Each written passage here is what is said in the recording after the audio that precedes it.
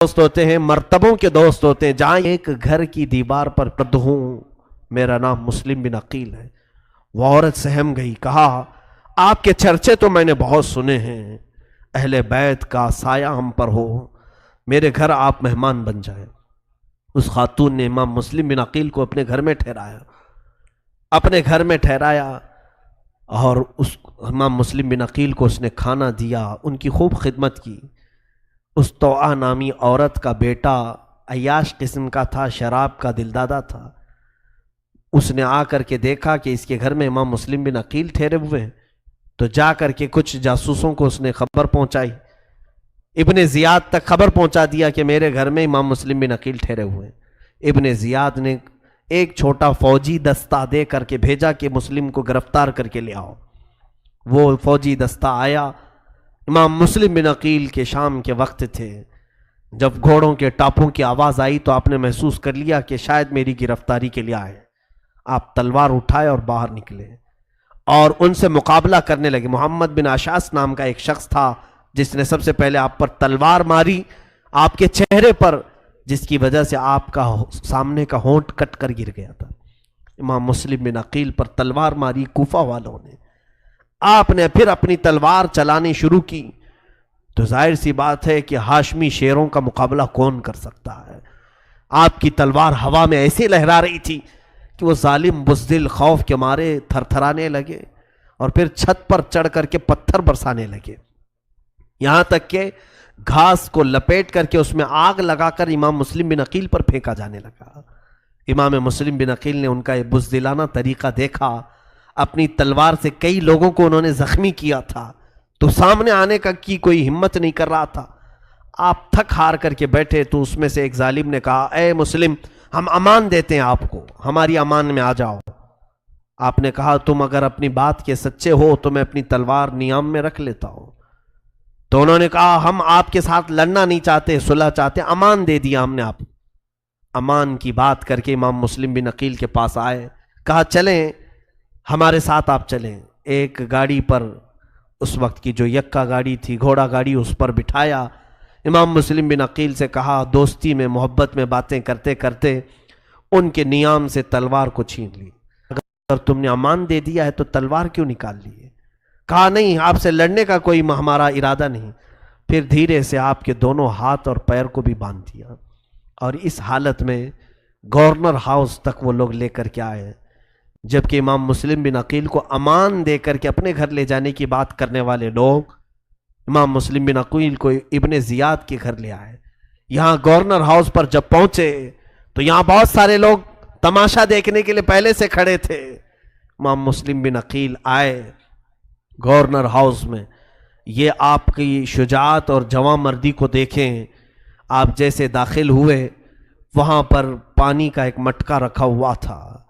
آپ نے لوگوں سے کہا کہ پانی پلاؤ. تو ایک شخص نے کہا اس میں سے تمہیں ایک بوند بھی پانی نہیں دیا جائے گا.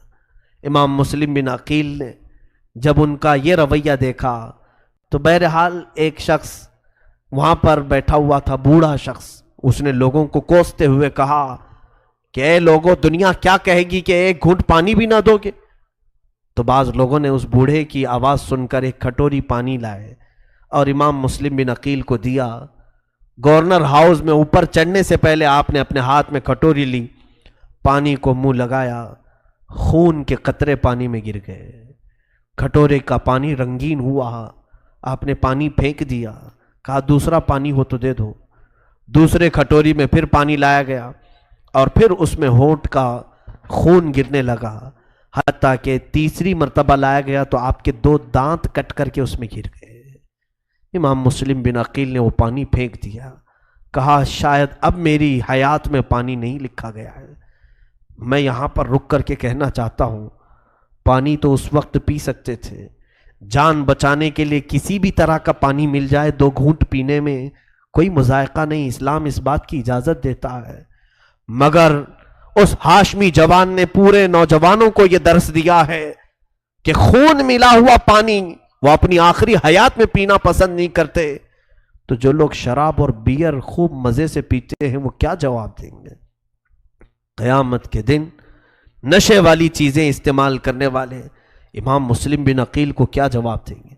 رب ذوالجلال کے حضور تمہارا سوال ہونے والا ہے کہ تمہیں آج مزے سے مال کی چربی سے سارے نشے کر جاتے ہو، وہاں تو ان کی ہونٹ کٹ گئے تھے تب بھی پانی نہیں پی پا رہے تھے کہ خون گرا ہوا پانی میرے لیے جائز نہیں۔ اسی حال میں گورنر ہاؤس میں پہنچائے گئے، عبید اللہ بن زیاد کو آپ نے سلام نہیں کیا تو دربار میں بیٹھے ہوئے لوگوں نے کہا اے مسلم بن عقیل، یہ امیر کوفہ ہے، گورنر ہے آپ کا، آپ سلام نہیں کیے اس کو؟ آپ نے کہا اگر یہ میرے قتل کا ارادہ کیا ہے تو اس کو کوئی سلامتی نہیں، اور اگر یہ صلح کی بات کرتا ہے تو اسے 1000 سلام ہو۔ عبید اللہ بن زیاد نے کہا کہ اے مسلم بن عقیل، تم بات کرنے میں بڑے جری ہو، اب یہاں جو ان دونوں کا مکالمہ ہوا، جو بحث ہوئی، وہ بڑی قابل شنید ہے، سننے کے قابل۔ امام مسلم بن عقیل سے اس نے کہا کہ آپ نے یہاں کوفہ کا ماحول بگاڑ دیا، امیر المومنین یزید کے خلاف ماحول گرم کیا، سارے لوگوں کے ساتھ آپ نے حسین کی وکالت میں بیعت لی، اور سارے لوگ ایک ہی بات یہاں کرتے تھے، آپ نے 2 جماعتیں بنا دی۔ امام مسلم بن عقیل نے کہا تجھے غلط خبر ملی ہے، یہاں کے لوگوں نے ہمیں دعوت دے کر کے بلایا، یہ یزید سے راضی نہیں تھے، یزید کے فسق و فجور کے خلاف تھے، اور ہم حسین ابن علی کی وکالت میں ان سے بیعت لینے کے لیے خود نہیں آئے، بلائے گئے ہیں۔ عبید اللہ بن زیاد کے ساتھ جو مکالمہ ہو رہا تھا، امام مسلم بن عقیل سے اس نے کہا اب بھی تمہارے لیے وقت ہے کہ تم یہ تمام چیزوں سے باز آ جاؤ اور کوفہ والوں سے کہہ دو کہ یزید حق پر ہے، جو کچھ بھی میں نے بیعت لیا تھا وہ ساری بیعت یزید کے حق میں کر دو۔ حضرت امام مسلم بن عقیل نے کہا کہ میری زندگی سے کیا تو یہ امید رکھتا ہے کہ میں رسول کا غدار ہو جاؤں، خاندان رسول سے بے وفائی کروں؟ اے ابن زیاد، تو رسول اللہ کے گھر والوں سے یہ کبھی بھول کر امید نہ رکھنا، شاید تیری نسل میں خطا ہے جس کی وجہ سے تو اس طرح کی باتیں کرتا ہے۔ وہ بہت برہم ہو گیا، غصے میں آیا اور کہا آپ کے خاندان پر اس نے تانا مارنا شروع کیا، کہا کہ تمہارے گھر والے ایسے تھے ویسے تھے معاذ اللہ۔ تو اس نے جب حضرت امام مسلم بن عقیل کے گھر والوں کو، حضرت علی کو کوسنا شروع کیا، حضرت فاطمہ کو، تو وہاں پر ایک بہت ہی بڑی عمر کے شخص بیٹھے ہوئے تھے جو نابینا تھے، وہ کھڑے ہوئے اور کہا کذاب ابن کذاب، عبید اللہ بن زیاد جھوٹا اور جھوٹے کا بیٹا ہے، تو نے فاطمہ اور علی کے متعلق ایسے جملے کیسے استعمال کیے؟ ان کو برداشت نہیں ہوا، ابن زیاد نے وہیں پر تلوار اٹھائی اور اس بوڑھے شخص کا قتل کر دیا۔ اس کے بعد امام مسلم بن عقیل سے کہا کوئی بات اور ہے تو بتا دو۔ آپ نے کہا کوئی مجمع میں ہے تو میں ایک وصیت کرنا چاہتا ہوں، کوئی میری وصیت سننے والا ہے؟ کوئی ایک بھی شخص آپ کی وصیت سننے کو تیار نہیں۔ وہاں ایک شخص بیٹھا ہوا تھا ابن سعد، وہ سعد ابن ابی وقاص کا بیٹا تھا، عمرو بن سعد۔ اس کو بلایا، تو قریش خاندان سے ہے، آجا میں ایک وصیت کرتا ہوں۔ وہ نہیں آیا، کہا نہیں مجھے کوئی وصیت سننا نہیں۔ عبید اللہ بن زیاد نے کہا سن لے جا کر۔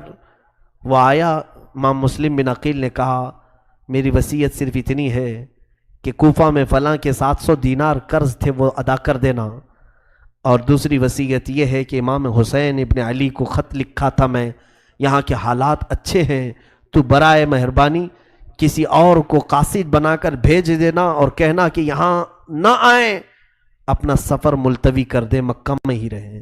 تیسری وصیت یہ ہے کہ اگر میں قتل کیا جاؤں تو میری لاش کو کسی اچھی جگہ دفن کر دینا۔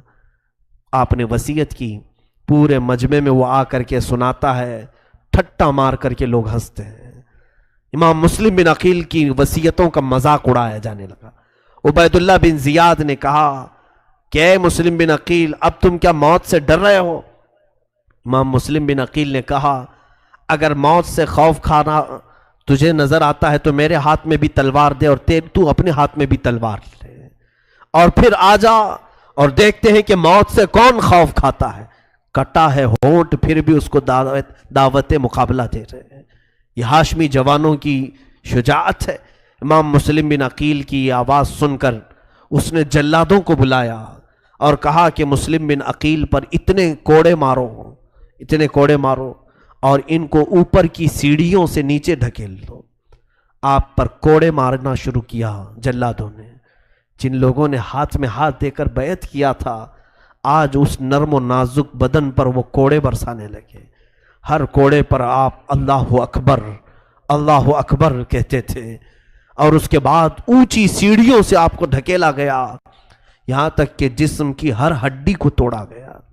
جب زمین پر آپ گر گئے تو آپ کے جسم مبارک سے آپ کے سر کو الگ کر دیا، اور آپ کے سر کو الگ کر کے کوفہ کے گورنر ہاؤس کے سامنے ایک کھمبے میں آپ کا سر ڈال کر کے لٹکایا گیا۔ پورے کوفہ والوں کو دعوت دے کر کے گورنر ہاؤس بلایا گیا۔ دیکھو یزید کے خلاف آواز اٹھانے والے کا یہ حشر ہوتا ہے۔ انا للہ و انا الیہ راجعون۔ امام مسلم بن عقیل کی اس دردناک شہادت نے پورے کوفہ والوں کو ڈرا دیا تھا۔ میرے عزیزوں، یہاں رک کر کے میں ایک بات کہنا چاہوں گا، اسی کو تو موب لنچنگ کہتے ہیں، یہی تو موب لنچنگ ہے۔ تنہا کسی کو پکڑنا اور کئی کتے ایک ساتھ بھیڑ جائیں ایک شیر کے ساتھ، یہ کوفہ والوں کی حرکتیں تھیں جو آج بھی ہمارے ملک میں دہرائی جا رہی ہیں۔ یہ کس لیے کی جاتی ہیں؟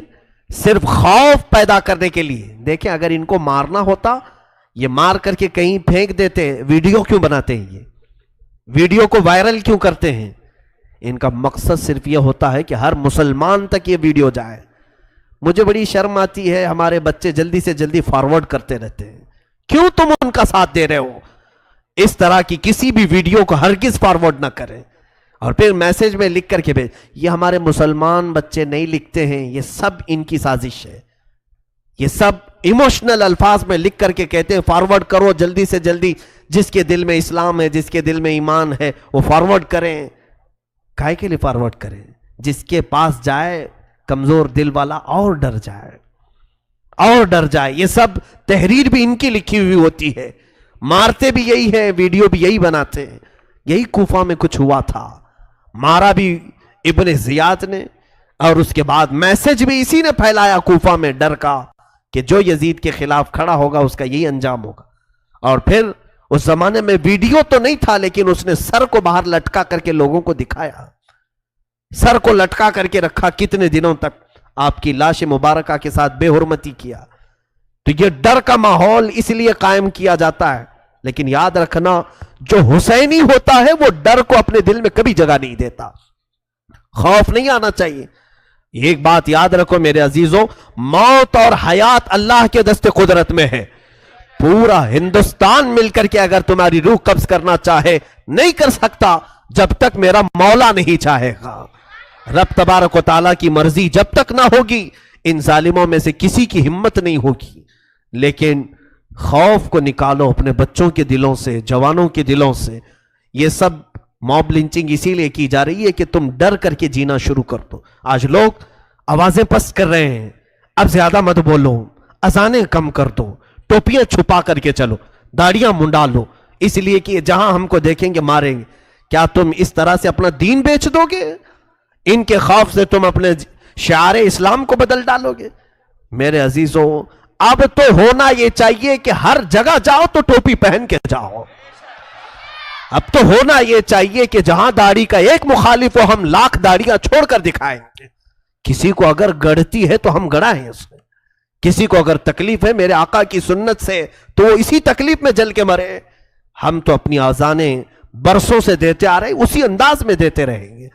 ہم نے اذانیں کسی کو ٹھیس پہنچانے کے لیے نہیں دی، دعوت کامیابی دینے کے لیے دی۔ عزیزان گرامی، خوف کو اپنے دلوں سے نکالو، اور کسی کے قتل اور موب لنچنگ کے ڈر سے اسلام سے دور مت ہونا، اسلام سے خوف مت کھانا، اور اللہ نہ کرے، صد بار نہ کرے، اگر کسی جگہ ظالم کتوں کے چنگل میں تم پھنس بھی گئے، جہاں یہ کہیں کسی معبود باطل کا تم ورد کرو اپنی زبان سے، تم بلال حبشی کو یاد کر لینا، اس وقت بلال حبشی کو یاد کر لینا، تمہاری تکلیف کم ہو جائے گی۔ خباب بن الارت کو یاد کر لینا، جن کے ناخنوں کو مکہ والوں نے پکڑ سے کھینچا تھا، جن کی آنکھوں میں لوہے کی سلاخیں ڈال دی تھیں، پھر بھی ان کی زبان پاک پر تھا اللہ احد، اللہ احد، اللہ ایک ہے، اللہ ایک ہے۔ تم ان صحابہ کو یاد کر لینا، تکلیفیں کم ہو جائیں گی، تمہیں احساس بھی نہیں ہوگا۔ حتیٰ کہ میں نے ایک چیز اور بھی بیان کی ہے، 3 بھائی ملک شام کے ایک بادشاہ کے ہاں قید ہو گئے تھے. بادشاہ عیسائی تھا، ان کا مذہب بدلنا چاہتا تھا، وہ نہیں بدلے تو بادشاہ نے کھولتے ہوئے گرم تیل میں ان کو ڈال دیا. پہلے بڑے بھائی کو ڈالا، پھر دوسرے بھائی کو ڈالا، وہ پورا جسم جل گیا کھولتے ہوئے گرم تیل میں. تیسرے جو چھوٹے بھائی تھے، وزیر نے پناہ میں لے لیا، سوچا کہ میں اس کو بدل دوں گا. کہاں سے بدل پاتا، اپنی بیٹی کو پیچھے لگا دیا تھا کہ بہکا دینا. لیکن 40 دن گزر گئے، وہ جوان جو رات کو سجدے میں جاتا، نماز میں رہتا، کبھی اس عورت کی طرف دیکھتا ہی نہیں تھا.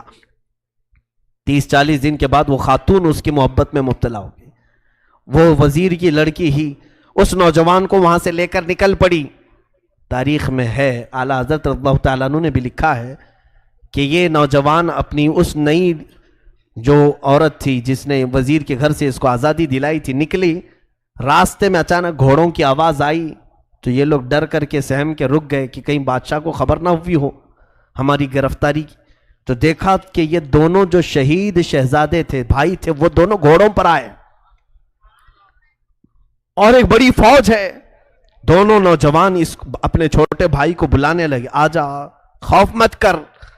اس بھائی نے پوچھا، آپ لوگوں کا کیسے آنا ہوا؟ آپ کا تو انتقال ہو چکا ہے، آپ شہید ہو چکے ہیں. تو ان دونوں نے کہا کہ اے بھائی، تجھے کیا قرآن میں نہیں سنا کہ اللہ کی راہ میں جو مارے جاتے وہ مردہ نہیں ہوتے، وہ شہید زندہ ہے. وہ گھوڑوں پر آئے اور کہا کہ یہ ہمارے ساتھ جو فوج آئی ہے اس میں بدری صحابہ بھی ہیں، احد کے صحابہ بھی ہیں، اور ہمیں رسول اللہ نے بھیجا ہے کہ تو رات کے وقت ایک تنہا اجنبی لڑکی کے ساتھ جا رہا ہے، ہم تیرے نکاح کے باراتی بن کر کے آئے. نکاح کیا. اب جو بات میں کہنے جا رہا ہوں وہ یہ ہے کہ اس نوجوان شہزادے نے پوچھا کہ بھیا آپ کو تیل میں ڈالا گیا، کھولتے ہوئے تیل میں آپ کی چمڑی جلنے کا ہم نے وہاں منظر دیکھا، دونوں کو کیا تکلیف نہیں ہوئی، درد نہیں ہوا؟ جس کو آج اس طرح گرفتار کر کے مارا جاتا ہے وہ اس واقعے کو یاد رکھے. ان دونوں نوجوانوں نے کہا، اے ہمارے ننھے بھائی، درد کس بات کا؟ جس وقت اس ظالم بادشاہ نے کھولتے ہوئے تیل میں ڈالا، ڈر تو یہ لگ رہا تھا کہ بہت گرم تیل ہے، ادھر ہمارا جسم تھا، سامنے میرے آقا کی ذات موجود تھی، ہمارے آنکھوں میں جمال مصطفیٰ تھا، اور جیسی ہماری آنکھیں بند ہوئی ہمیں ایک دروازہ دکھا. ہم نے پوچھا یہ کیا ہے؟ فرشتوں نے کہا یہ جنت الفردوس ہے. ادھر ہم تیل میں گرے کہ ادھر جنت الفردوس میں تھے. درد کا احساس نہیں ہوگا، درد کا احساس نہیں ہوگا اگر ایمان پر انتقال ہوا ہے. میرے عزیزوں، خوف کو اپنے دلوں سے نکالو، ڈر کو نکالو. بات امام مسلم بن عقیل کی ہے اور کوفہ کی ہے. آج پھر زمانہ یہ کوفہ کا ماحول پیدا کر چکا ہے، کوفہ کا ڈر قائم کیا جا رہا ہے، یزید کا ڈر. کیا آپ نہیں دیکھ رہے پھر سے یزید تخت پر بیٹھا ہوا ہے؟ اس دور کا یزید کلمہ پڑھتا تھا، تو یہ تو کلمہ بھی نہیں پڑھتا ہے، لیکن ہے یزید کی چالیں سب. امام مسلم بن عقیل کی شہادت کے بعد ہانی بن عروہ کو اس نے رسیوں میں باندھ کر کے اس 80 سال کے معمر بزرگ کو کوفہ کی گلیوں میں گھمایا، اور اس کے بعد پورے کوفہ میں وہ پکارتے رہتے تھے، میرے خاندان والے کہاں ہیں جو میری حفاظت کے لیے آئے تھے؟ کوئی ایک شخص بھی نہیں آتا تھا، ان کے خود کے خاندان والے نہیں آتے تھے. ہانی پکارتے رہتے تھے، کوئی ہے جو میری مدد کرے گا، کوئی ہے؟ پورے کوفہ میں وہ پکارتے رہے. امام مسلم بن عقیل کے بعد رسیوں میں جکڑ کر کے پورے کوفہ میں آپ کو گھمایا گیا. اللہ اکبر. روایتیں یہ بتاتی ہیں کہ کوفہ کے گورنر ہاؤس کے قریب لا کر کئی سل اور پتھر ان کے جسم پر ڈال دیے گئے، جس سے وہ جام شہادت نوش کر گئے. ان کا مزار مبارک بھی آج کوفہ کی جامع مسجد میں موجود ہے.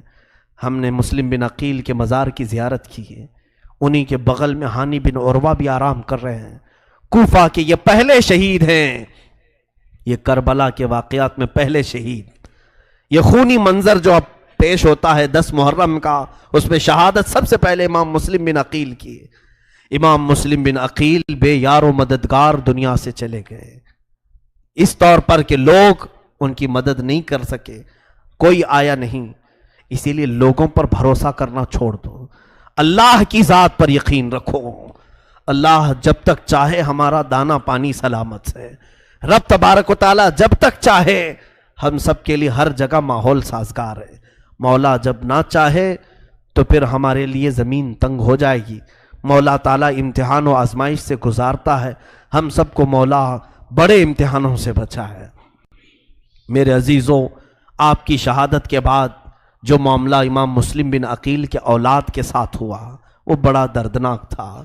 اس اہل بیت کے ننھے پھولوں کے ساتھ کوفہ والوں نے بڑے برے اخلاق سے سلوک کیا، بڑی بدتمیزیاں کی ہیں، اور خون کے آنسو رلانے والے واقعات ہیں کہ ان شہزادوں کو اگر تنہائی میں یاد کرو گے تمہاری آنکھیں ٹپ ٹپ بہنا شروع ہو جائیں گی۔ دو ننھے سے شہزادے جو امام مسلم بن عقیل اپنے ساتھ لے آئے تھے، قاضی شریح کے پاس چھوڑ دیا تھا۔ قاضی شریح نے جب امام مسلم بن عقیل کی وفات دیکھ لی تو ان کو خطرہ محسوس ہونے لگا کہ یہ بچے کہیں ابن زیاد کے حوالے نہ چلے جائیں، گرفتار نہ ہو جائیں۔ تو ان دونوں بچوں کو بلایا اور کہا، بیٹا تمہیں کچھ خبر ہے کوفہ میں کیا ہو رہا ہے؟ وہ ننھے شہزادے پھولوں کی سیج پر کھیلنے والے، اپنے باپ اور ماں کی گودوں میں نرم کھانے والے، ان کو خبر تک نہیں تھی کہ ان کے والد کی وفات ہو چکی ہے۔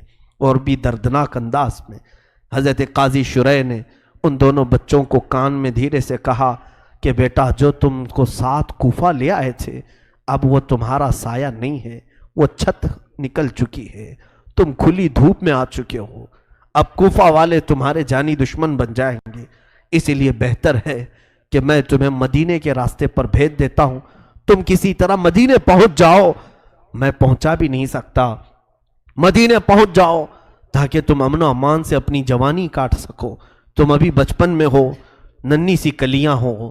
ان دونوں بچوں کو وہ روتے روتے رات بھر سمجھاتے رہے، اور رات کی آدھے پہر گزر جانے کے بعد دونوں شہزادوں کو لا کر کوفہ کی سرحد پر چھوڑ دیا۔ وہ راستہ مدینے کی طرف جانے والا تھا، ایک قافلہ جا رہا تھا، اور اس قافلے کی طرف سعد نام کا آپ کا بیٹا تھا، اسے کہا کہ اس قافلے میں ساتھ کر دینا، لیکن اس نے ساتھ نہیں کیا، دور سے دکھایا اور چلا آیا۔ یہ دونوں بچے ننھے سے بھاگ نہیں سکتے تھے، قافلے کو پا نہیں سکے، قافلہ تیزی سے چل پڑا اور یہ تھک ہار کر کے بیچ میں سو گئے اور کوفہ کی سرحد پر ہی رہ گئے۔ اور جب صبح ہوئی تو ابن زیاد نے اعلان کیا کہ سنا ہے کہ مسلم کے ساتھ اس کے دو بیٹے آئے تھے، اور جس نے بھی ان دو بیٹوں کو پناہ دے رکھا ہے اسے بھی گرفتار کر لاؤ اور ان بچوں کو بھی لے آؤ۔ تو جگہ جگہ ابن زیاد کی فوج گھومنے لگی ان بچوں کی تلاش میں، ہر جگہ یہ لوگ سرگرداں تھے۔ اچانک اس فوج کو یہ دونوں بچے نظر آ گئے کوفہ کی سرحد پر، تو فوج نے انہیں گرفتار کیا، دونوں بچوں کو لے کر ابن زیاد کے پاس آئے اور حوالے کر دیا۔ ابن زیاد نے دیکھا، پوچھا کیا تم ہی مسلم بن عقیل کے بیٹے ہو؟ وہ دونوں بچے سہم کر کے کہنے لگے، ہاں ہمارے باپ کا نام ہی مسلم بن عقیل ہے، اس نے ان کو جیل میں قید کر دیا۔ جن شہزادوں نے جیل کی کبھی ایک دروازے کو تک نہیں دیکھا تھا ان ننھے شہزادوں کو جیل میں ڈال دیا گیا۔ اور پھر ابن زیاد نے کہا، میں یزید سے مشورہ طلب کروں گا کہ ان دونوں بچوں کے ساتھ کیا کیا جائے، جو حکم ہوگا میں اسی کے اعتبار سے عمل کروں گا۔ اس اعتبار سے اس نے جیل میں بند کر دیا۔ جیل کا جو داروغہ تھا مشکور نامی، وہ محب اہل بیت تھا، رسول کریم صلی اللہ علیہ وسلم کے گھر والوں سے محبت کرنے والے تھے۔ حضرت مشکور کو ان بچوں کی حالت پر ترس آ گیا۔ ویسے تو کوئی بھی جیلر جیل میں آنے والوں پر کبھی رحم نہیں کرتا، جیل میں آنے والوں پر اگر وہ رحم کرنے لگے تو سارے لوگ دروازہ توڑ کر نکل جائیں۔ یہ جیلر عام جیلر کی طرح نہیں تھا، مشکور نامی یہ محب اہل بیت ان ننھے سے بچوں کو دیکھ کر کے رات کو رونے لگے اور سوچا کہ زندگی میں کوئی کمائی نیکی کی نہیں، آج ایک نیکی کا موقع ملا ہے، ان بچوں کو آزاد کر دیتا ہوں، چھوڑ دیتا ہوں، تاکہ قیامت کے دن بدلے میں مولا تعالیٰ مجھے جنت تو عطا کرے گا، اہل بیت کے ساتھ حسن سلوک کروں گا۔ اس نے دروازہ کھولا، دونوں بچوں کو رات کے وقت نکالا اور لا کر کے کہا، اپنی ایک انگوٹھی دی، کہا تم یہاں سے قادسیہ چلے جانا، قادسیہ وہاں سے قریب ہے، وہاں کے کوفہ وہ قادسیہ کے متولی یا وہاں کا جو گورنر ہے اس سے ملنا، وہ میرا بھائی ہے، اسے یہ انگوٹھی دکھانا، وہ پہچان لے گا اور پھر تمہیں وہ صحیح سلامت مدینے پہنچا دے گا۔ دونوں شہزادوں کو قاضی اس مشکور نے آزاد کیا، اور صبح ان دونوں شہزادوں کو ایک جگہ چھوڑ دیا اور کہا اس راستے پر چل پڑنا۔ ننھے شہزادے کہاں سفر تنہا کریں؟ آپ بھی اندازہ کریں، اگر ہمارے گھر کا کوئی 8 سال کا بچہ یا 7 سال کا بچہ اسے شہر کے باہر چھوڑ آؤ گے، کہاں جائے گا؟ وہ کون سا راستہ چلے گا؟ نہ وہ اس زمانے کا انٹرنیٹ، نہ اس زمانے کے کوئی جدید ترقیات اس آب و گیاہ میدان میں چھوڑ آئے۔ ان شہزادوں نے چلنا شروع کیا۔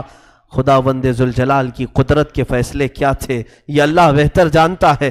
وہ شہزادے چلتے رہے، راستہ بھٹک گئے، راستہ ایسا بھٹکے کہ نہ وہ قادسیہ پہنچے نہ مدینے کے راستے پر آئے، سیدھے پھر کوفہ کے دروازے پر ہی آ گئے، گھومتے ہوئے کوفہ کے دروازے پر آئے۔